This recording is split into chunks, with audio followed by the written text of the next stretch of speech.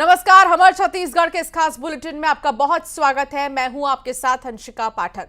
शुरुआत करेंगे बुलेटिन की बीजापुर की खबर के साथ। नक्सली मुठभेड़ में आपको बता दें कि अब तक 13 नक्सलियों के शव बरामद हुए हैं। आज सुबह सर्चिंग के बाद जवानों ने 3 और नक्सलियों के शव बरामद किए हैं। करीब 8 घंटे तक ये मुठभेड़ चली है। डीआरजी, सीआरपीएफ, कोबरा बटालियन और बस्तर बटालियन के जवानों के साथ नक्सलियों की कल दिन भर मुठभेड़ चली थी और 13 नक्सलियों के शव बरामद हुए हैं। इस बीच आज सुबह की अगर बात करें तो आज सुबह सर्चिंग ऑपरेशन के दौरान सर्चिंग के बाद 3 और शव बरामद हुए हैं। लगातार जो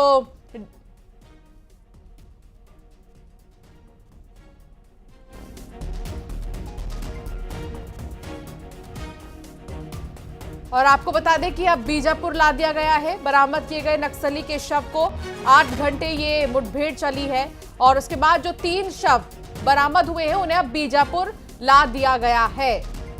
तो बीजापुर नक्सलियों के शव लाए गए हैं। बड़ी खबर, मुठभेड़ में अब तक 13 नक्सलियों के शव बरामद हुए और आज सुबह 3 शव जो बरामद हुए हैं उन्हें बीजापुर ला दिया गया है। सुबह सर्चिंग के दौरान जवानों को 3 नक्सलियों के शव मिले। 8 घंटे मुठभेड़ चली है। डीआरजी, सीआरपीएफ, कोबरा बटालियन और बस्तर बटालियन के जवानों के साथ नक्सलियों की कल दिन भर मुठभेड़ हुई थी और ये तस्वीर आपको दिखा रहे हैं। बीजापुर ला दिया गया है। इन शवों को भी लगातार नजर बनी हुई है जवानों की। वहां पर नक्सली गतिविधियों पर नजर बनी हुई है और साथ ही मौके से कुछ सामान भी मिले हैं जिन्हें जब्त कर लिया गया है। तो लगातार नक्सलवाद के खिलाफ एक्शन और इस एक्शन के तहत कल 8 घंटे की मुठभेड़ हुई थी और इसमें 13 नक्सलियों के शव बरामद हुए हैं। कुल मिलाकर अगर देखा जाए तो आज सुबह 3 और मिले और 3 नक्सलियों के शव को बीजापुर ला दिया गया है। श्रीनिवास नायडू संवाददाता साथ जुड़ गए हैं। श्रीनिवास, 8 घंटे की मुठभेड़ कल हमने देखी और आज सर्चिंग के दौरान 3 नक्सलियों के शव मिले जिन्हें बीजापुर ला दिया गया है। क्या जानकारी आपके पास? जी बिल्कुल, लोकसभा चुनाव के पूर्व जो सुरक्षा बल माओवादी के खिलाफ एक बड़ा ऑपरेशन चलाया था और कल सुबह 6 बजे जो ऑपरेशन चला था उसके बाद अब ही ऑपरेशन खत्म हुआ और लगातार जो माओवादी की शव है उसको बरामद कर लिया गया है। अभी तक जानकारी मिल रही है कि 13 जो माओवादी की शव को बरामद किया गया है। साथ ही जो कई आधुनिक हथियार भी बरामद किए गए। इसके अलावा जो माओवादी मारे गए हैं उनकी शिनाख्ती की जा रही है क्योंकि बताया ये भी जा रहा है कि जो मारे गए माओवादी है उसमें बड़े कैडर भी शामिल हैं। फिलहाल इलाके की सर्चिंग तेज कर दी है और जो सुरक्षा बल के जो जवान हैं वो अभी भी जंगल में मौजूद है। इसके अलावा जो आला अधिकारी वो बीजापुर में डेरा जमाए हुए और ये बड़ी सफलता सुरक्षा बलों को मिली है। बता दूं जो टीसीओसी माह जो फरवरी से लेकर जून तक चलता है इसमें अक्सर माओवादी आक्रामक होते हैं, लेकिन इस बार जो सुरक्षा बल हावी होकर और टीसीओसी जो माह होता है उसमें माओवादियों के गढ़ में घुस के सुरक्षा बल ने ताबड़तोड़ जो हमला किया है और उसमें 13 जो नक्सली हैं उसमें के शव बरामद किए गए। तो कह सकते हैं कि लोकसभा चुनाव के पूर्व जो सुरक्षा बल है पूरी तरह से चुनावी मोड में अलर्ट है और अंदरूनी इलाकों में जो कोर इलाकों में जो माओवादियों के ठिकाने हैं उस पर दबिश देकर कार्रवाई कर रही है। जी बहुत शुक्रिया श्रीनिवास जानकारी साझा करने के लिए। तो फिलहाल बीजापुर ला दिया गया है उन तीनों ही शवों को जो सुबह सुबह नक्सलियों के बरामद किए गए थे और आगे भी लगातार सर्चिंग जारी है। आगे बढ़ेंगे, महासमुंद की बात करेंगे जहां कांग्रेस को बड़ा झटका लगा है और कांग्रेस के 3 बड़े नेताओं ने इस्तीफा दे दिया है। जिला पंचायत अध्यक्ष उषा पटेल का इस्तीफा आया है। राष्ट्रीय महासचिव अनिता जी रावटे का इस्तीफा आया है। युवा कांग्रेस के जिला अध्यक्ष जसमीत बादल मक्कड़ का भी इस्तीफा आ गया है। कांग्रेस पर उपेक्षा और अपमान का आरोप इन्होंने लगाया है और आज बीजेपी में शामिल होंगे तीनों ही नेता। मुख्यमंत्री विष्णुदेव साय के सामने बीजेपी ज्वाइन करेंगे। जनपद अध्यक्ष यतेंद्र साहू भी बीजेपी में शामिल हो सकते हैं। तो लगातार झटके पे झटके कांग्रेस को लोकसभा चुनाव से ठीक पहले और अब जो 3 चेहरे बीजेपी में शामिल होने वाले हैं, विष्णुदेव साय आज पार्टी की सदस्यता दिलाएंगे। उन 3 चेहरों को भी हम दिखा रहे हैं। उनका कहना है कि अपमान किया जा रहा है और ठेस पहुंचाया जा रहा है सोमनाथ संवाददाता साथ जुड़ गए हैं। सोमनाथ, आज 3 बड़े नेता बीजेपी ज्वाइन करेंगे, क्या जानकारी मिल रही है? कब कार्यक्रम की शुरुआत होगी? क्या बाकायदा इसके लिए कोई प्रेस कॉन्फ्रेंस की जाएगी? जी बिल्कुल, बता दूं कि थोड़ी ही देर में भाजपा का एक जो है सभा का आयोजन होने वाली है, जिसमें 12:30 बजे मुख्यमंत्री विष्णुदेव साय शामिल होंगे, जिसके बाद कार्यक्रम की शुरुआत की जाएगी, जिसमें कांग्रेस के जो जिला पंचायत अध्यक्ष थी उषा पटेल और अनीता जी रावटे और युवा कांग्रेस के अध्यक्ष जसमीत बादल मक्कड़, वे तीनों जो है अभी महासमुंद में भाजपा का दामन थामेंगे। इसके अलावा जो है बात करें जनपद अध्यक्ष महासमुंद जो है वो भी बहुत जल्द इसमें शामिल हो सकते हैं, ऐसा कयास लगाया जा रहा है। इसके साथ साथ हजारों की संख्या में जो है कांग्रेसी कार्यकर्ता यहाँ बीजेपी की दामन थामेंगे और तमाम जो नेता हैं वे कांग्रेस पर उपेक्षा और उनके साथ भेदभाव का आरोप उनके द्वारा लगाया जा रहा है। यही कारण है कि बड़ी संख्या में जो है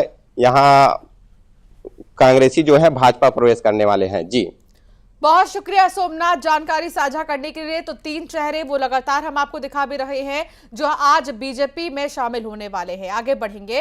विवादित बयान पर बीजेपी ने एक्शन लिया है। नेता प्रतिपक्ष चरणदास महंत के खिलाफ शिकायत की गई है। भारत निर्वाचन आयोग से इसकी शिकायत की गई है। विधानसभा के नेता प्रतिपक्ष ने विवादित बयान दे दिया था। बीजेपी ने बयान को अमर्यादित और भड़काऊ बताया है। बीजेपी के जिला उपाध्यक्ष राजेंद्र उपाध्याय ने इसकी शिकायत की है। चरणदास महंत के बयान पर अब घमासान छिड़ गया है और अब बीजेपी की तरफ से कहा जा रहा है कि यह अमर्यादित बयान है। हालांकि चरणदास महंत ने बयान क्या दिया था ये भी आपको सुनाते हैं।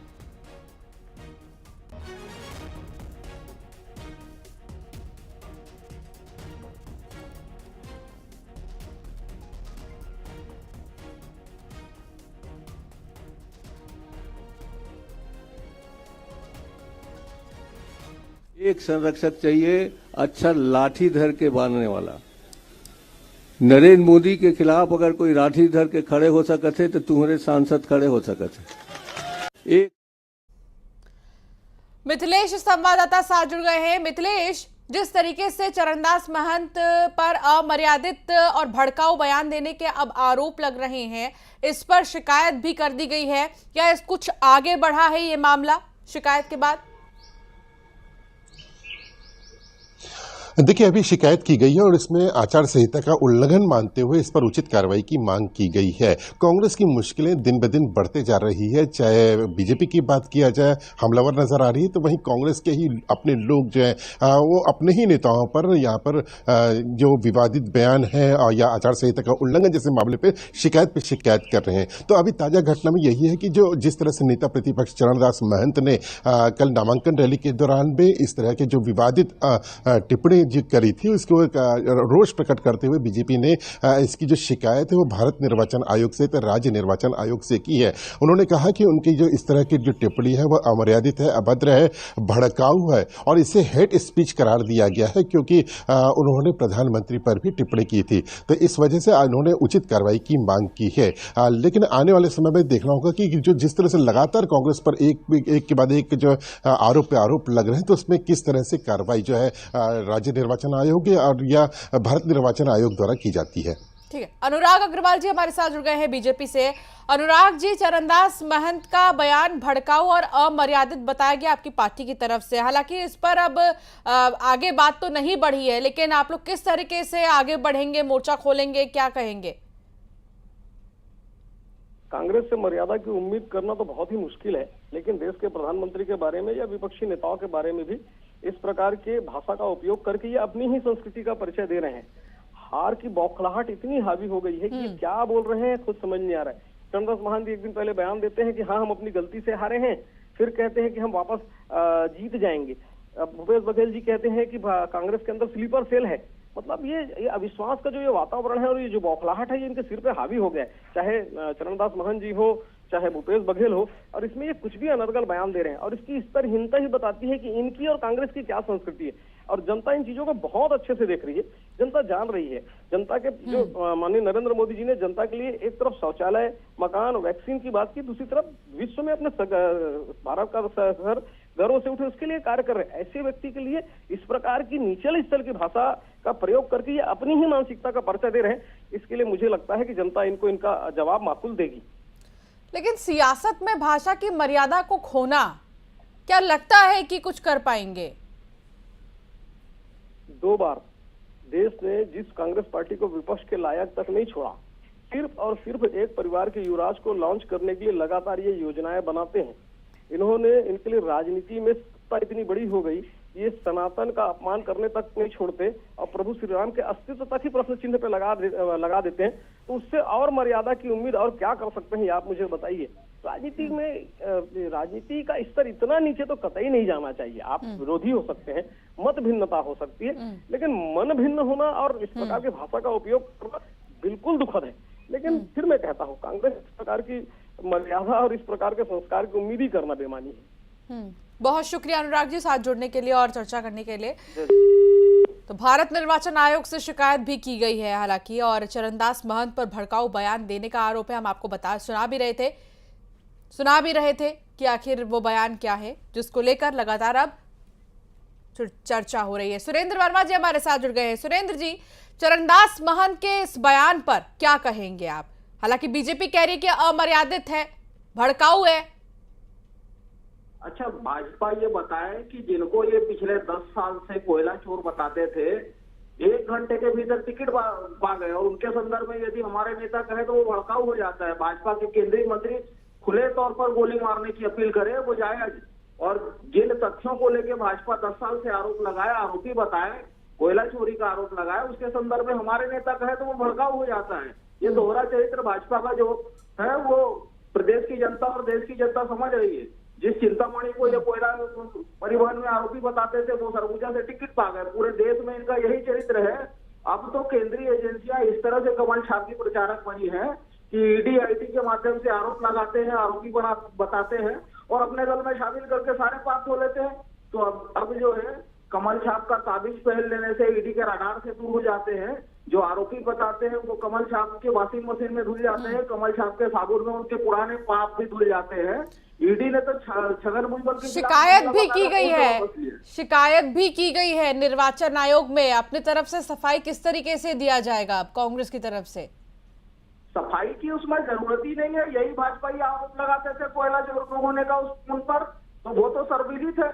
भाजपा जो है जिस तरह से डराने और डर और लालच से अपना साम्राज्य बचाने का कोशिश प्रयास कर रहे हैं, तो जो सच्चाई सामने आ रही तो भाजपा के नेताओं में छटपटाहट जायज है। ठीक, चलिए देखना होगा शिकायत करने का निर्वाचन में। ठीक है सुरेंद्र जी, पानी का पानी हो जाएगा। आप अपनी बात रख रहे हैं, देखना होगा कि आगे क्या होगा और क्या कुछ निर्वाचन आयोग की तरफ से फैसला लिया जाएगा, इसका इंतजार रहेगा। बहुत शुक्रिया आपका हमारे साथ जुड़ने के लिए, बातचीत के लिए। और अब खबर अंबिकापुर से, जहां बेटे ने पिता के घर में आग लगा दी है। घर में रखा सारा सामान जलकर राख हो गया। घर से अलग करने पर बेटा पिता से नाराज था। पिता की शिकायत पर आरोपी बेटा को गिरफ्तार कर लिया गया है। गुस्से में, आक्रोश में आकर उसने पूरे घर में आग लगा दी और घर में रखा सारा सामान जलकर राख हो गया।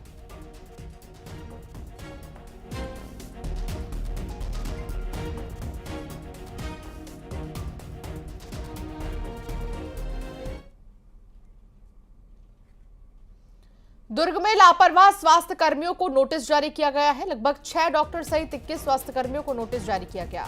कलेक्टर के निर्देश पर सीएमएचओ ने यह नोटिस जारी किया है और समय पर अस्पताल नहीं पहुंचने पर यह कार्रवाई हुई है। कलेक्टर के निरीक्षण के दौरान स्टाफ ही गायब मिला, जिसके बाद ये एक्शन। और कई ऐसे स्टाफ हैं, डॉक्टर्स हैं, 21 स्वास्थ्य कर्मी जिनको नोटिस दिया गया है। कलेक्टर के निर्देश पर सीएमएचओ ने यह नोटिस जारी किया है। शिकायतें मिल रही थी कि ये समय पर अस्पताल नहीं पहुंचते, मरीज परेशान हो जाते हैं, उन्हें सुविधाएं नहीं मिल पाती हैं समय पर, और कई बार तो इमरजेंसी केसेस भी ऐसे ही रह जाते हैं, जिसके बाद ये एक्शन लिया गया है।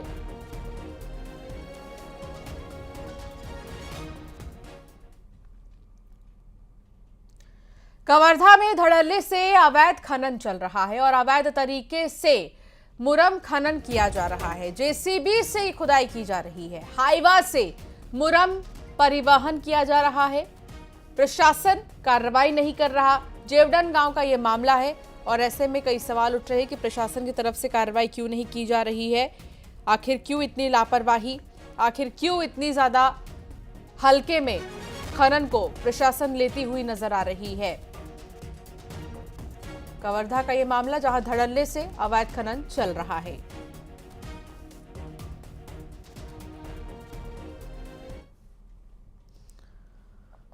तो वहीं जांजगीर चांपा में आईपीएल मैच पर सट्टा खिलाने वाले 4 आरोपी को गिरफ्तार किया गया। आरोपियों के कब्जे से नकदी और मोबाइल फोन जब्त किए गए हैं। थाना चांपा और साइबर टीम की संयुक्त कार्रवाई यहां पर देखने को मिली और 4 लोगों को गिरफ्तार किया गया।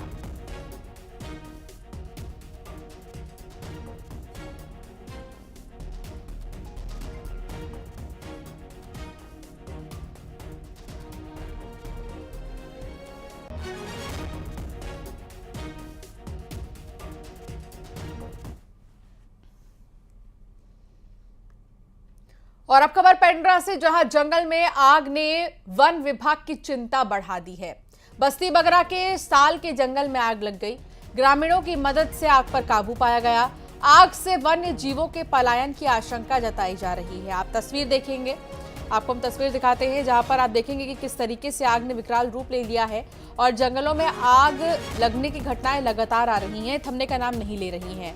ये जंगल अब जंगल कम और खेत ज्यादा लग रहे हैं क्योंकि आधे से ज्यादा पेड़ इसमें जल जा रहे हैं।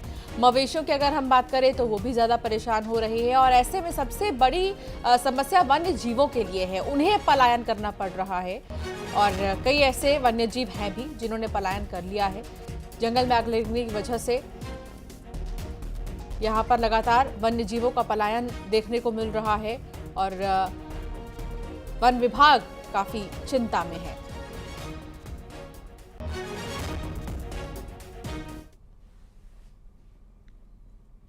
बलरामपुर में हाथी के हमले में महिला की मौत हो गई। महुआ बिनने गई थी महिला, जिस पर हाथी ने हमला कर दिया।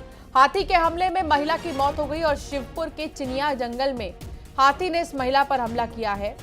रामानुजगंज वन परिक्षेत्र का यह मामला बताया जा रहा है, जहां लगातार हाथियों का जो दल है वो दिखाई दिया बीते कुछ दिनों में और अब एक महिला जो महुआ बीनने के लिए गई थी, लेकिन इस बीच हाथी ने महिला पर हमला कर दिया और महिला की मौत हो गई।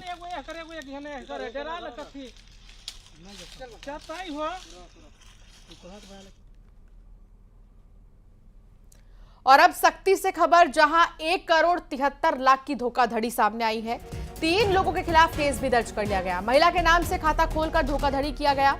आरोपियों की तलाश में पुलिस जुट गई है। 3 लोगों के खिलाफ केस दर्ज किया गया है और जल्द उन्हें पकड़ने की कोशिश पुलिस की है, जिसके लिए जांच चल रही है। 1,73,00,000 से भी ज्यादा की धोखाधड़ी।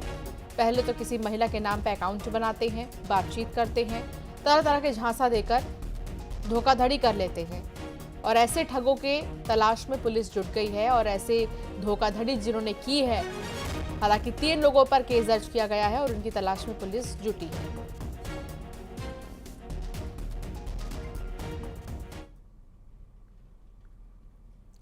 चुनाव से पहले रायपुर में वोटर जागरूकता के लिए बाइक रैली निकाली गई है। कलेक्टर गौरव सिंह की अगुवाई में बाइक रैली निकाली गई और कलेक्टर ने मतदान करने की शपथ दिलाई है। ज्यादा से ज्यादा हिस्सा वोटर्स लें और जो फर्स्ट टाइमर के वोटर्स हैं उनके लिए तो और भी खास है ये पल और उनको जागरूक करने के लिए हर एक वोट जरूरी है।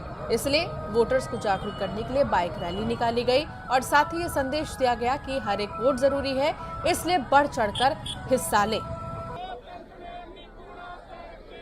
यह शपथ लेते हैं कि हम धर्म मूल वंश जाति समुदाय भाषा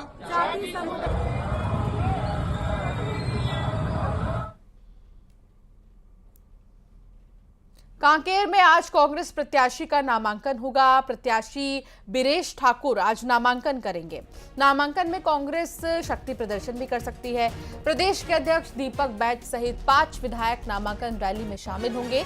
बीरेश ठाकुर को दूसरी बार कांग्रेस का प्रत्याशी बनाया गया है और देखेंगे आज आप कांग्रेस का शक्ति प्रदर्शन, जब उनके साथ कई नेता मौजूद रहेंगे, जिसमें कि दीपक बैज भी मौजूद रहेंगे और आज नामांकन रैली में वोटों की अपील करते नजर आएंगे।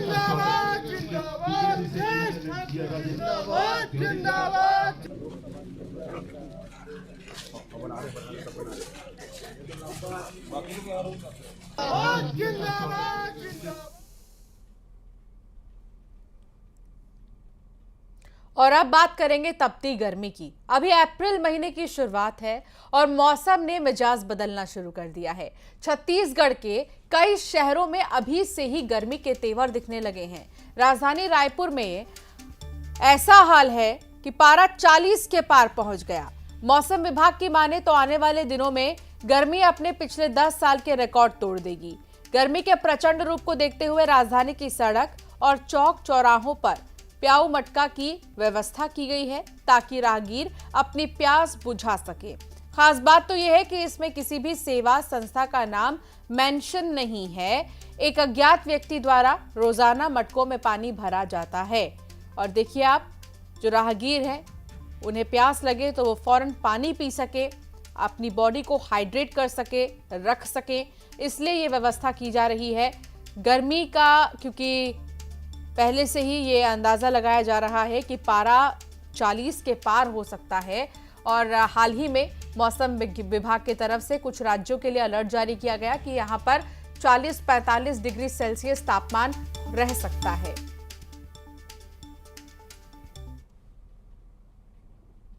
कोरबा में दिपका रेलवे क्रॉसिंग पर हादसा हुआ है। रेलवे क्रॉसिंग पर माल गाड़ी से ट्रेलर टकरा गई। रेलवे फाटक पर बार बार इस तरह के हादसे हो रहे हैं, लेकिन क्रॉसिंग पर किसी का ध्यान ही नहीं है और ऐसे में एक बार फिर से एक हादसा दिखाई दिया यहां पर, जहां रेलवे क्रॉसिंग पर मालगाड़ी से ट्रेलर टकरा गया।